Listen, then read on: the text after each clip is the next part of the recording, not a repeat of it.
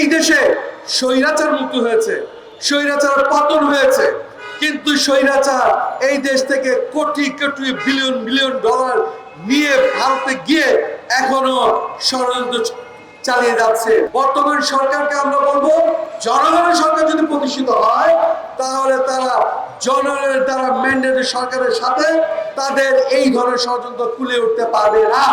আমাদের দেশ নায়ক তারেক রহমান বিএনপির ভারপ্রাপ্ত চেয়ারম্যান তিনি আমাদের ৩ দফায় তার দল বানিয়েছেন। আমরা এই সভা থেকে বলবো, আমরা এই ৩ দফাকে আমরা অবশ্যই বাস্তবায়ন করবো।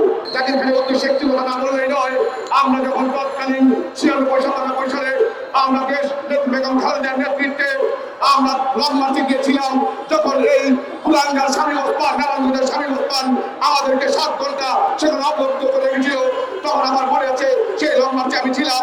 তখন দেশ নেত্রী বেগম খালেদা বলছিল, আজকে যদি আমার জাকির খান কারাগারের বাইরে থাকতো, ইনশাআল্লাহ ৭ ঘন্টা আমাকে এই নারায়ণগঞ্জের চাষার মার্কে আটকে রাখতে পারতো না।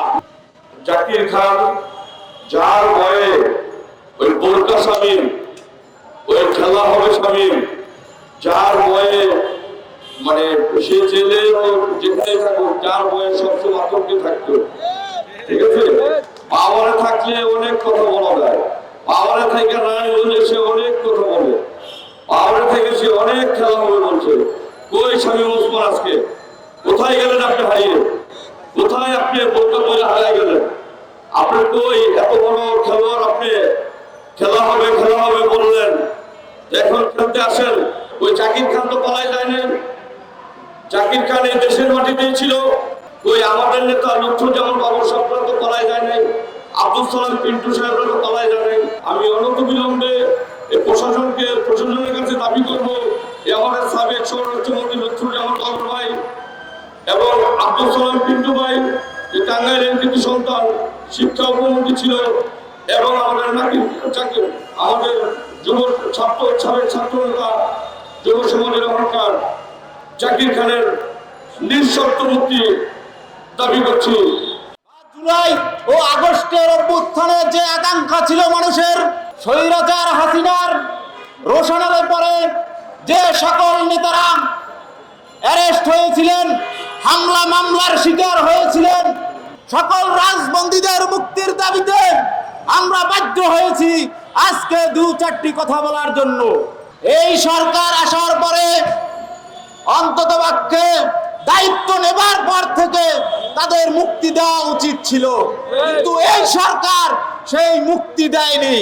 আপনারা জানেন, সাবেক শিক্ষা প্রতিমন্ত্রী আব্দুল সালাম পিন্টু ও সাবেক স্বরাষ্ট্র প্রতিমন্ত্রী লুৎফুজ্জামান বাবর এবং সাবেক ছাত্রনেতা নারায়ণগঞ্জের শামীম ওসমানের আতঙ্ক, জাকির খান ভাইয়ের এই মুক্তির দাবি আমাদের চাওয়ার প্রয়োজন হয় না, কারণ তারা এই সরকারের, এই বিগত সরকারের, পতিত সরকার খুনি হাসিনার সময় তারা ভয়ে তাদের আটকে রেখেছিল।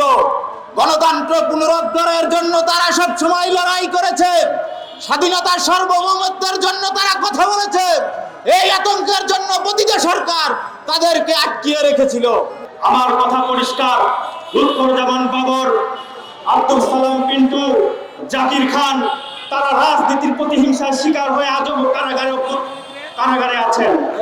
কথাবার্তা পরিষ্কার, অন্তর্বর্তীকালীন সরকারের কাছে একটাই দাবি, অবিলম্বে আব্দুল সালাম পিন্টু, লুৎফুজ্জামান বাবর এবং জাকির খানকে অবিলম্বে মুক্তি দিতে হবে। অন্তর্বর্তী সরকারের কাছে তাদের একটাই দাবি, সেটা হলো বিএনপির উচ্চ পর্যায়ের যে নেতাকর্মীরা এখনো জেল কারাবাসে রয়েছে তাদের মুক্তি দাবি। এতক্ষণ আপনাদের সাথে যুক্ত ছিলাম জাতীয় প্রেস ক্লাব থেকে মোহাম্মদ শাহিন মাঝি, প্রবাসী টিভি, সারা বিশ্বে বাংলাদেশ।